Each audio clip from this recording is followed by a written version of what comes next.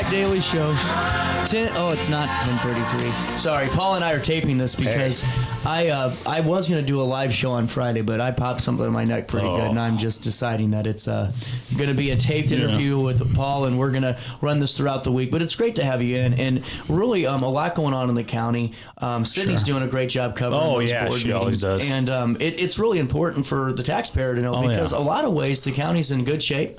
I think so, yeah. You know, and there's a lot of great things happening. I think the first thing, number one, is Happy Thanksgiving. I hope you had a good holiday. Yeah, Happy Thanksgiving. I'm sorry about your neck. I've had disc replacement. I know about necks. Yeah. It's not fun. You know, and one thing I saw over the holiday weekend was, and I guess we'll just dive right into it this way, is this salary increase for specific department heads.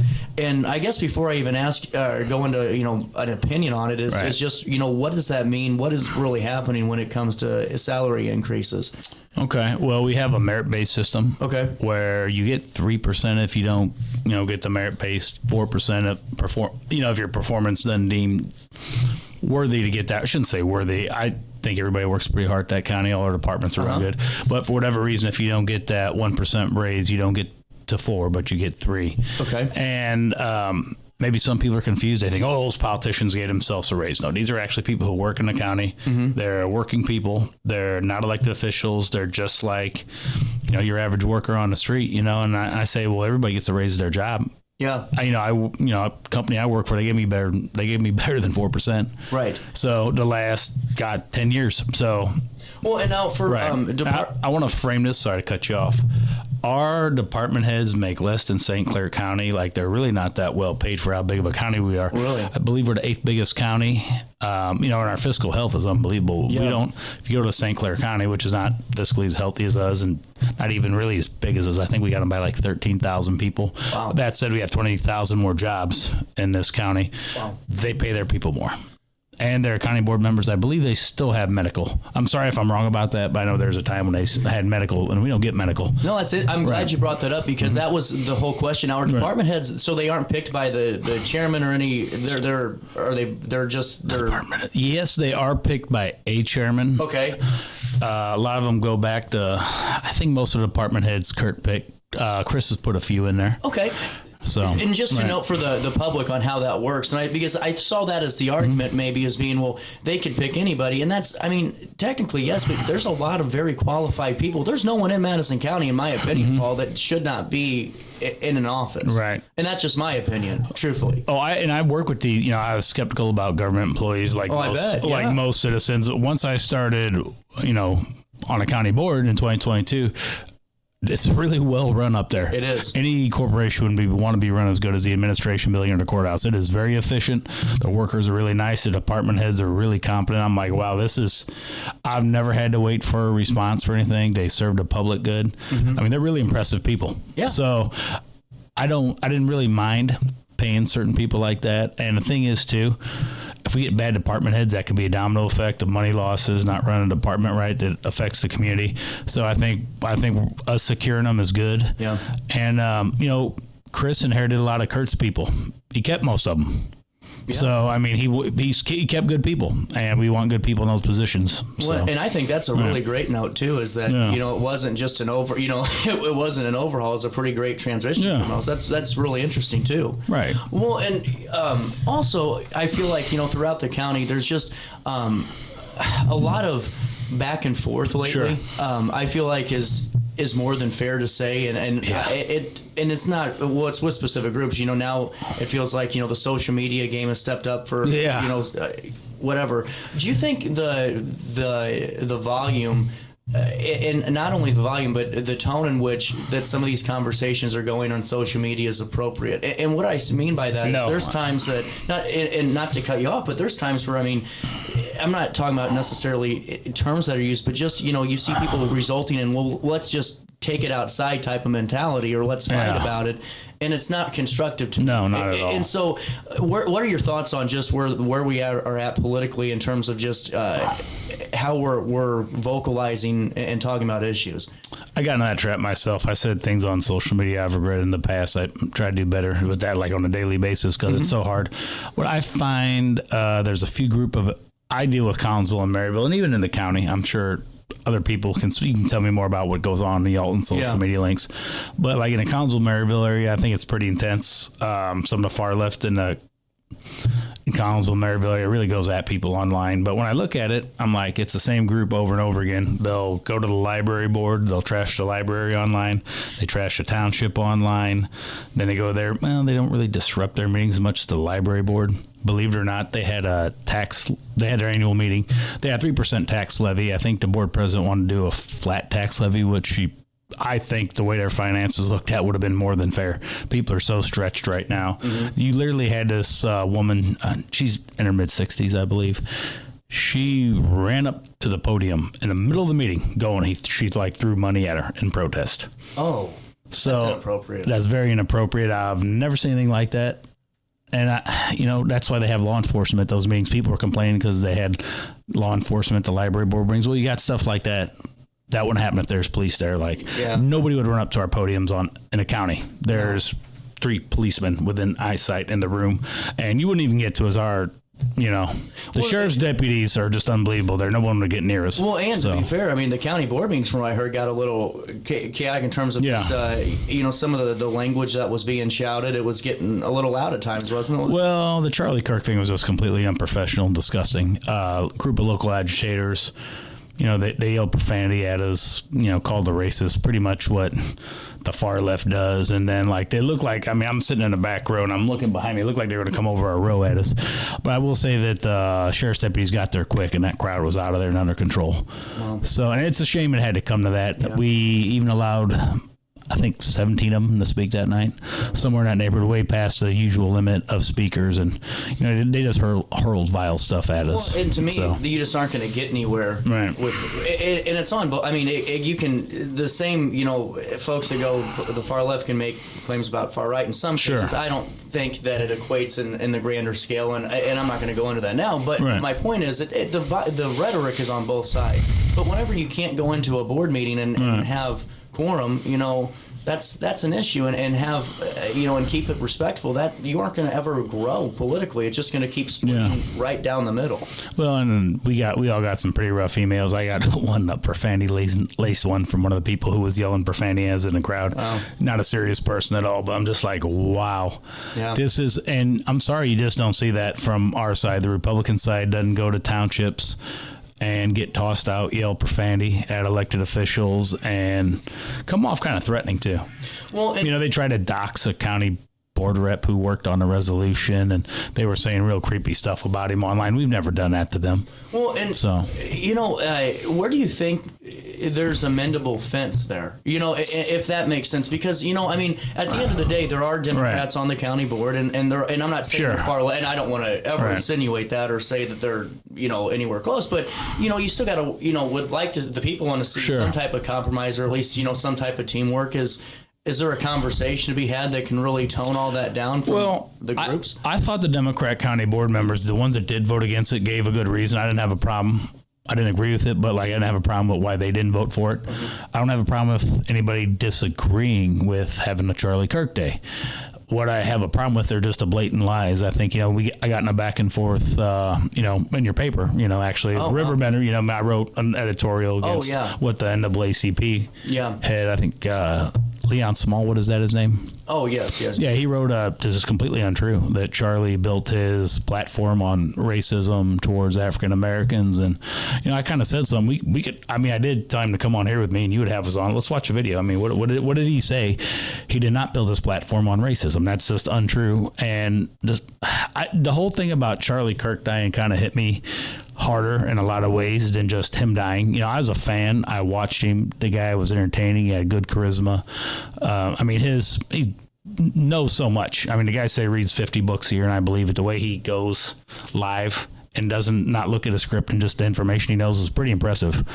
So he had a good presence. He's a man of faith. He spoke openly about his faith more than any kind of political pundit has in recent, maybe history, I don't know, recent history for sure. But when he died, people were celebrating. They were making up lies. I'm like, man, I've never seen so many people so eager to just trash a dead man or say he deserved to die. It was kind of sad, man. Well, and that's why I bring that up with the outbursts and everything, because there was, that was a pretty talked about county board meeting, and just to hear a little bit more insights on that's always fascinating. And going into the county a little bit more, we're getting into 2026 before we know it. Sure. We're in it now. As far as I'm concerned, you got a Democratic candidate starting. I haven't seen too much on the Republican side yet that in terms of who's running in primaries, because Amy's looking pretty good. Like she's not going to have a primary. No, I don't believe so. I don't think Erica is either. No, it's too late if they had to declare by now. But so that looks pretty good. But on the flip side of that, Rosie Brown's going to be running against Amy Ellick in the midterms at this point, because I don't think anyone's filed. No, it's too late. Yeah. So on the Republican side of it, though, in the county, it looks like there's going to be a challenge in terms of Kurt Prenzler against Linda Andreas, correct? Correct. Yeah, that's going through. And is that going to be 2026 that we're looking? 2026 primary. I think the last day to vote is March 17th. Okay. Off the top of my head, yeah. You're a county board member. Sure. You were a county board member under Chairman Prenzler. Yeah, and I've known Chairman Prenzler, and before I was a county board member, worked with him a lot over the years. Same with Chris. Actually, me and Chris used to work out at the same gym. So I think we've known each other a little over 20 years in some form or capacity. So yeah, I knew both of them good. I know Linda really well too. What's your thought on it though? And I'll ask you that in two ways. Thought on number one, just that race, but other than that, the thought of primarying each other, does that show a strong foundation for the party when you see primary efforts like that? Wow, that's a good question. I'm glad we don't talk during interviews, because you're kind of catching me with a natural reaction here. Wow. I will say that it caught us off guard. It caught every Republican elected official off guard, like the precinct committee men and women too. We were just really caught off guard. Yeah. Kurt Randy called me, and we talked about it. We're friends outside of politics too. I think Kurt's always going to be my friend. He's got a great family, which I've got to know. I said, well, Kurt, I promised Linda I would help her. I've got petitions, for her. So I can't help you this time. Yeah. Though, it really felt awful. That's the first time I've ever said anything to him like that in all those campaigns. But I just can't. I'm like, you sure you want to do this? Life's good for you right now. The Schlafly organization, you're doing amazing work there. I like reading your emails, and Kurt's doing work that Kurt's like to do. He says something, he means it, and he gets behind it. The party, I don't want to speak for all of the party. The vibe I get, I think it's like with me, I just don't like the fact that it's happening. Okay. I think I would say the Republican Party is as unified as it's ever been. You have all these people. We have so many elected officials. We all have strong opinions, strong enough to run for, an elected office. So do we have disagreements? Sure. But for the most part, we get along unbelievably well. And like if I have a disagreement with a fellow board member or any elected official, we usually talk about it. And even if I maybe don't think they're 100% right, I'm like, okay, I'll go with it because, it's your call and everything. So I kind of see where you're coming from. No, but we're unbelievably unified. Here's what I want out of this primary, and I'm going to be completely honest with you. You can ask me any question you want after I give this statement. Kurt's obviously run. He has a right to, whether people want him to or not. I want Kurt to run a good campaign, a good, clean campaign like Kurt usually runs. His ideas, why he thinks he can do better. I want the same from Linda. I know she's going to do that. Only thing out there that's just the elephant in the room, it's been with the party and Kurt for a while, especially Kurt. There's some ex-employees that were, let go about 6 years ago. They have caused so much trouble around the county. They have attacked employees. They've attacked just about every elected official in the county who's served in the last 10 years, probably. I'm not exaggerating. Like, you take a guy like me and a lot of the board members now. We weren't there when these gentlemen got fired. A lot of us don't even, I know who they are. I didn't know one of them until he was fired. To tie two and two together, is this the same that because I know that it was reported on how much was being spent on certain lawsuits. Yeah, on the lawsuits. Yes, same guys. Okay. Same guys. 700 FOIAs. Yeah. But they've harassed elected officials they don't even know that didn't vote to fire me. They just harassed county employees. This is all true. One of these gentlemen even confronted my father in Walmart. Yeah, my dad's 80. He has Vietnam vet cap on. Yeah, and I didn't even fire this gentleman. I didn't know him when he was on work for the county. So, yeah, he confronted my father. So it's got that bad. What I want Kurt to do is to give a public statement. Everybody wants Kurt to give this because nobody wants to have a bad campaign, say negative stuff about Kurt or Linda. They just want him to go. So what everybody, shouldn't say everybody, what I want, what a lot of people I've talked to want, or denounces their attacks on everybody. He says and give a statement today have no room in his campaign or his administration if he wins clerk. He needs to give those public statements because they will quit helping him if they got nothing to gain off him. That's just how they are. Well, and honestly, it's one of those that it's good for, just some insightful tips as we look into that race that, the calendar year rolls over. And it's one of those where, I'm sure, because I think the public gets it twisted, and we do so many times watching national politics too, is that, just because you disagree, you hate each other. There's friendships outside of politics. Oh, yes, yeah. But you got to also do what's best for the county, yeah. And I think that's a good way to put that. And, Paul, why don't we do that? We'll put a pinpoint right here and we'll take a break. Okay. We'll come back and we'll chat a little bit more. You guys stay there and I'll be here in the studio on RiverBender.com and Roku TV. Throughout all life stages, you need someone in your corner, guiding you on your health and wellness journey. At OSF Healthcare, that's your primary care provider. Your OSF primary care provider is there for every stage of life. Find a provider today at osfhealthcare.org/primary. Not sure if you've noticed, but those advertised prices from the other dealers are just a bunch of blah, blah, blah. At Roberts Motors, the advertised price is the price you pay. And that, my friend, is great news for you. Don't fall for their so-called incentives that will leave you banging your head against the wall. Go with Roberts Motors. Prices you can trust and people you will like. That's the Roberts Motors way. And trust me, it's the way to go. Has free checking become a thing of the past? Not if Liberty has anything to say about it. With 3 free personal checking options and even a free business checking account, free is alive and well at Liberty Bank, the local bank that gives you free checking choices and more cashing in your pocket. Bank locally, bank Liberty. For more information, visit www.bankliberty.com.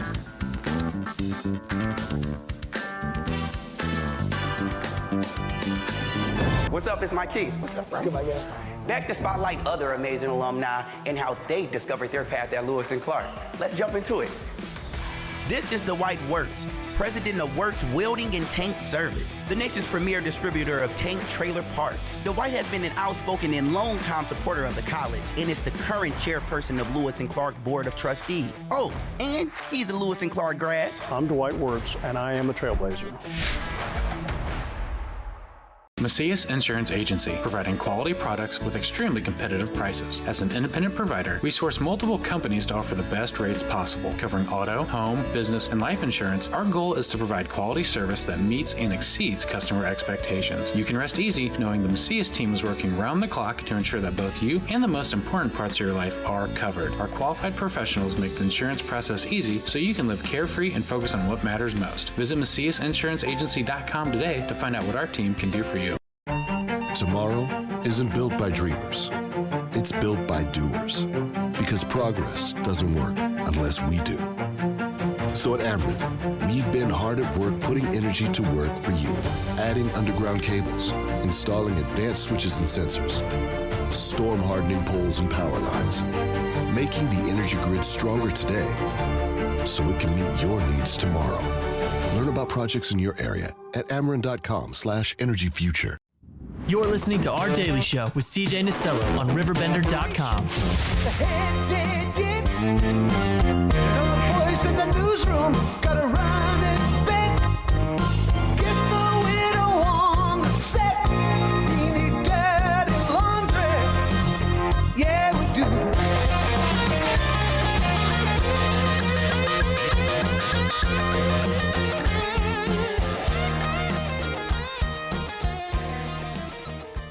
Welcome back, Daily Show. Man, you know what's nerve-wracking, Paul? Yeah. Not nerve-wracking, infuriating is, you know what it's like? You're fine until you turn. And then all of a sudden, because you get comfortable. Yeah. And then it's like the moment you turn your damn head, everything just shoots down your side again. It sucks. I've been there, man. It's horrible. Getting back into this, though, I'm glad we're having the conversation because we're heading into the holiday season, and it's good to get insights on just where the county's at. And so before we even talk Maryville and Collinsville, again, and we, talk about some of the things going Sure. on. Just what are your thoughts? As we head into 2026, what should the public know just about the county? And you're District 23, correct? Yes, sir. But just District 23 wide, would love to hear your thoughts going into 2026, but also just countywide, because I really think that, we're in a really good spot. Mm-hmm. And there's nothing, I agree. To me, it's good. It's a good time to be in Madison County. Okay, let's talk about real good governance, like what's going on, I think, in the county. Then I'll get to Collinsville District 23, or just Collinsville in general. I go to all the Collinsville taxing bodies, although I don't encompass the whole town or all of Maryville. I get involved because they affect my constituents. That makes sense. Okay. As far as the county goes, I'm really impressed. Elections have results, they have outcomes that are good, I think, for the taxpayers in this county. If you think about the elections in the last 10 years, they've been really good for the county. The tax levy was right around, we collected about $34 million in 2014. After about 10 years of Republican rule, 2026, we're down to, $32 million. Wow. So if you think about that, the county takes its taxes off the county property tax. So the way property's gone up since then, think about inflation. What could it be if we continued on that track? So I think we'd be like, maybe 42, 43. It's hard to say, but we'd definitely be up almost $10 million in tax collection the way it is. But we've cut them. We did what we said we would do. So think about shrinking the tax levy is smaller now than it was 12 years ago. Isn't that wild? Can I ask you? That's good governance to me. Can I ask you a follow-up? Because we did talk before about seeing the property tax bills coming out. What we're saying is it could have been a lot worse potentially. That's what the school boards, most school boards, that's right. That's what we talked about. You're right. Okay. That's because with the county on multiplier the town is what I was getting. So like the county multiplier and all that, or the tax multiplier, that's all based on the different taxing districts, correct? Yeah, the county's our part, what we collect from you as the county has gone down. Okay, that's good to know. Okay, well, and I'm glad we clarified that because I was wanting to touch on that and I forgot about it until you brought it up. So back into property tax. So you shrunk it by $2 million in 12 years. That doesn't sound like a lot, but everything goes up. No, that's quite substantial, actually. What's that saying? What goes up must come down. It's the opposite in politics. What goes up keeps going and going and going. But no, we reversed it there. We got it going down, and also to the investment in the county. The Wayland Corporation, it's got an investment in the billions out in East Salt, in the old Olin plant. You ought to drive by there. They got a lot going on there. Very positive. They decided to do that in Madison County. So that's very impressive. I told you earlier, we have 20,000 more jobs in St. Clair County. If you look at how the synergy between law enforcement, the county board, elected officials, it's great. We've increased funding for law enforcement. Why? We've cut our taxes, and I feel like our law enforcement's the best in the state. If you look at how our state's attorney prosecutes crimes, his prosecution rate's unbelievable. You break the law in Madison County, you're going to jail. I'm a big fan of Tom Hain. He does his job. He's a lawman, so he does what a lawman should do. Jeff Connor's great. Mm-hmm. He was wonderful too. The whole team. Yeah, and then Collinsville.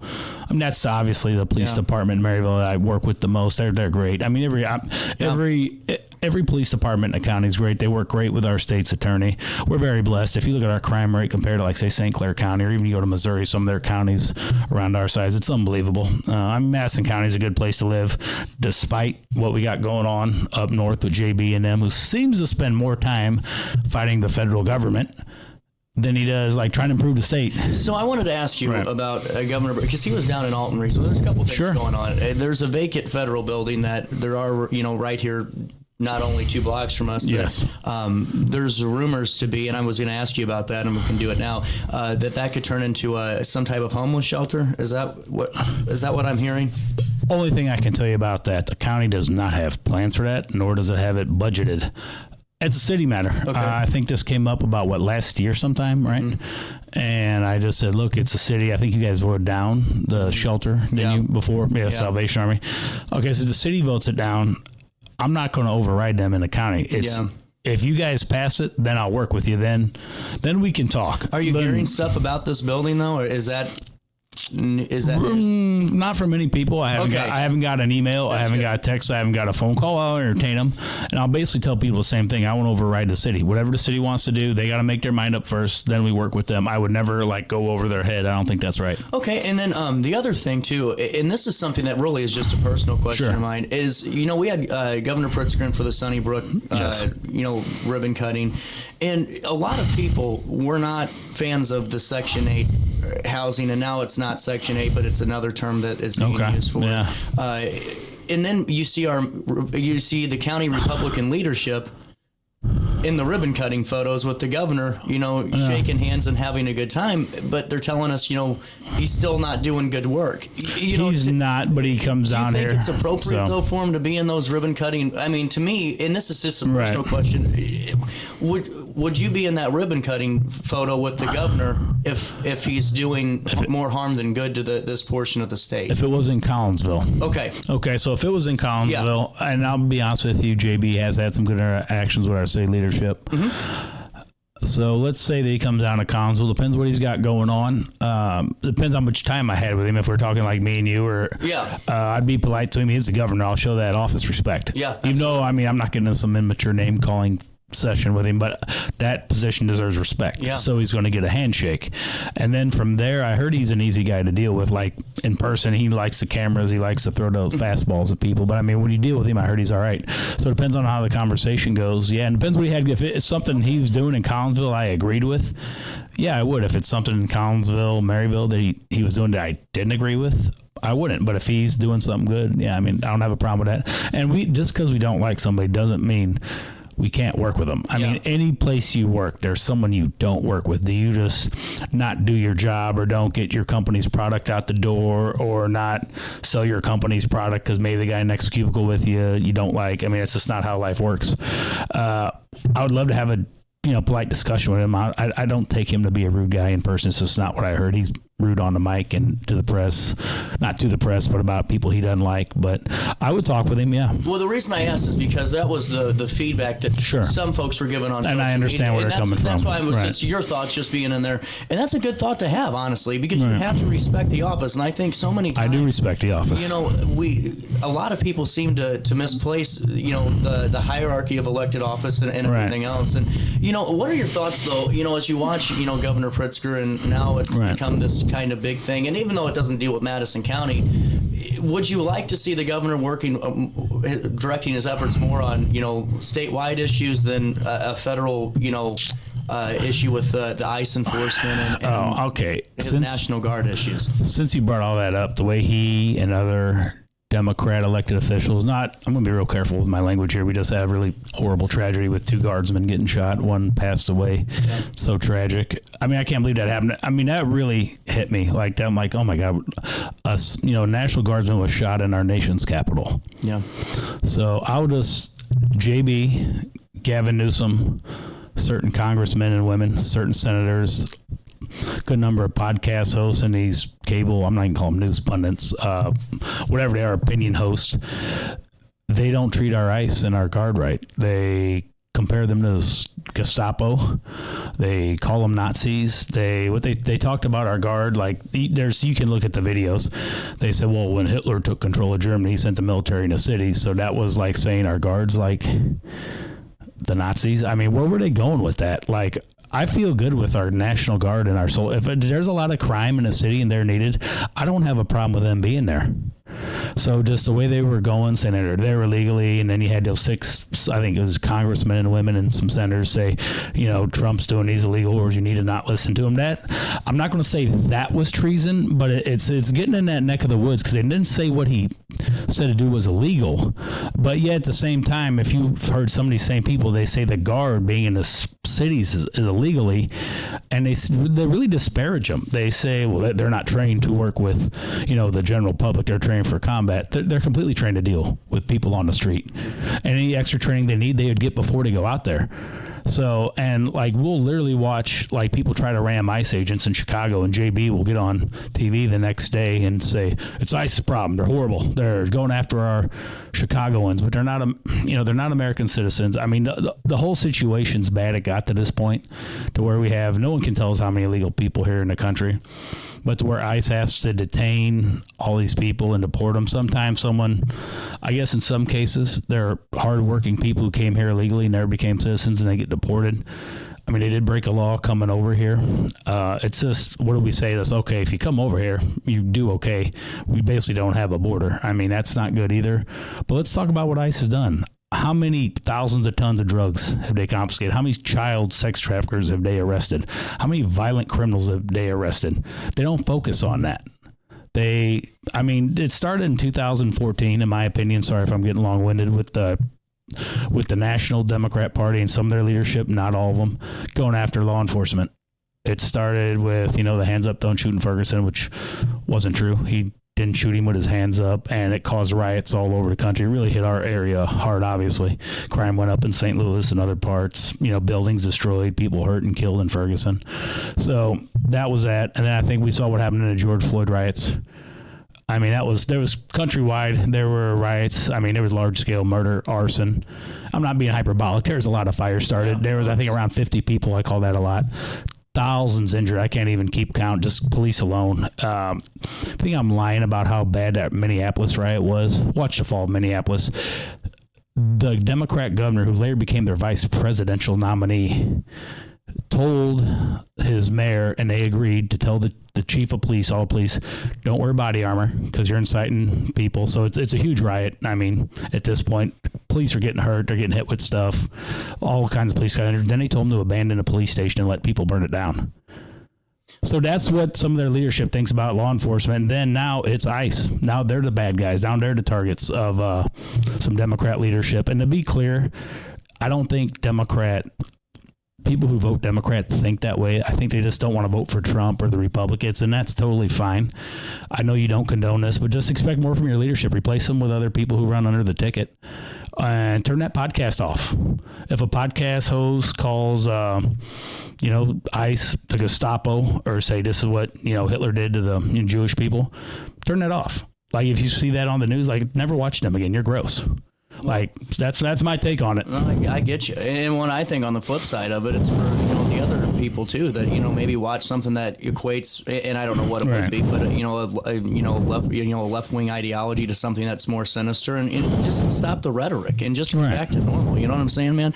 Going into the positive as we wrap up our conversation, there is a lot of it. I do want to touch on something too. Sorry to cut you off, CJ. No. Even locally, if you look at the Madison County Democrats page, the administrator won't even say who they are, but they go after ICE agents for wearing masks. I mean, they're going against really violent criminals, sometimes drug cartels, the most violent criminals in the world, with a lot of power and reach. So they wear masks, but they remain anonymous. Why, anytime there's a question with an ICE agent, they automatically go after them. Or even, they said on their thread one time, they're having a discussion with someone about the Guard being in a city. They literally said that our National Guard was invading cities and militarizing police. How can a trained National Guardsman who's supposed to protect the interests of the United States, invade a city in a country in which he lives in? It's not an invading foreign army. For them to say that, I was just wow. And they didn't apologize for it. It's interesting. I mean, it really is. Is that where the Madison County Democrat Party stands?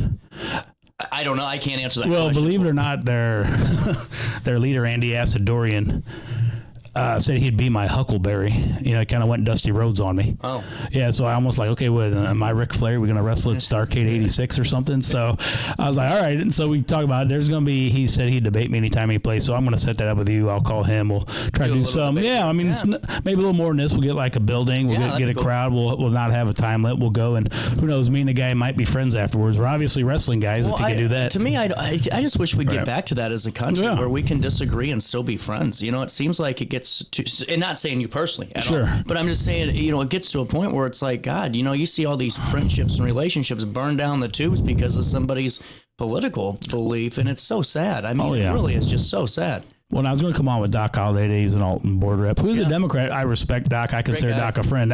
Some came up today, but we were going to have a report. I could have that with a lot of Democrat elected officials. Some of them I consider friends. They take care of their families. They do stuff like I do. Just got to calm the rhetoric down a little bit. I agree. With that being said, good things in Collinsville and Maryville you wanted to wrap up with? I think so. Like I said, since... I hate to get political, but since the library board's gone more of a conservative direction, they've done a lot better with their finances. The tax levies, everything way down. Investments are up. They're doing way better. And for these people to come and just attack, I mean, they don't get paid for one. Just the way these women get attacked, it's the worst in the county by far. Oh, wow. Way worse than anything I get. Wow. Yeah. So they just get attacked and savage. Like I said, someone threw money at them in the middle of a meeting, run up to a podium. For a library board? Yeah, for a library board. And I didn't mean that disrespectfully. No, but it's just so like that. That's the most intense battleground in the county. Like people want to, yeah. So, wow. And then the Collinsville Township, I like it. Yeah. They had a really great budget. Their taxes are going down too, as far as the Collinsville Township goes. Their spending's good. I'm not going to talk too much about a lawsuit. Okay. But here's what I will tell you. I'll just tell you the assessor sued the township because they cut his budget, which is well within his rights. Mm-hmm. That's a township supervisor. He won the election. He's won 2 elections. Oh. The trustees that we backed won their elections. So this is what the people wanted. So he sued. It got dismissed without prejudice, so maybe he can refile, but that's a bad step in the right direction. Yeah. So hopefully he starts to work with Supervisor Cox and the trustees and get that budget down, because Collinsville has the highest assessor's budget in the county. And this is something this gentleman said. I'm not making up a lie, but he said he's not in the office much because it's not a full-time job for him. Oh.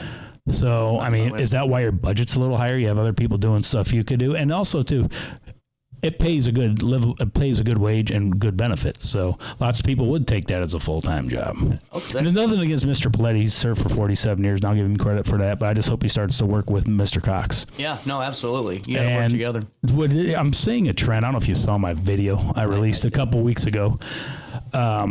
These people keep complaining about lowering the tax levies, not spend enough money. Spend your own money. Mm-hmm. All you people out there making these Facebook posts, you think you got a voice, donate to the township, donate to the library board. They'll take it. Mm-hmm. Because honestly, if you're just one of these people out there that wants to raise taxes for everybody else, you're just kind of a hypocrite. You're not doing good for the community. If you won't cut a check to the township for whatever you think the tax levy should be, make up the difference. Get your friends together, make up the difference.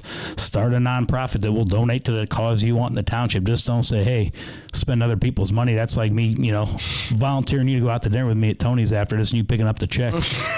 Anybody can do that. So, Paul, it's always great talking. I would never make you pick up the check. Thank you, man. I appreciate that, Paul. Always great talking to you. We'll take a quick break and we'll have Paul back on the show soon, and then we'll do that debate hopefully. I'm going to talk to Mr. Asadorian. I don't have time to get like me versus you. We hate each other. No, what we're going to do, like I said, he's probably, from what we know mutual people. I heard he's a good guy, takes care of his family, easy to interact with when he's not online. We'll just have a debate where the Republicans and Democrats differ. And I just kind of want them to walk the rhetoric back on their page about our ICE agents and our Guard. Absolutely. Other than that, they can say all the stuff they want. And to me, law enforcement should be off limits for political figures. Mm-hmm. You can come at me. You can come to other elected officials. We know what we signed up for. Someone protecting the public doesn't need an elected official coming at them, or a political organization just coming at them, trying to reveal their identity, saying they're doing all this horrible stuff, doxing them, or just making broad statements when they don't know anything. So they just leave law enforcement out of the political world, I would say. Paul Nicolussi, we'll take a quick break. Thanks, and we'll come back with more Daily Show right after this.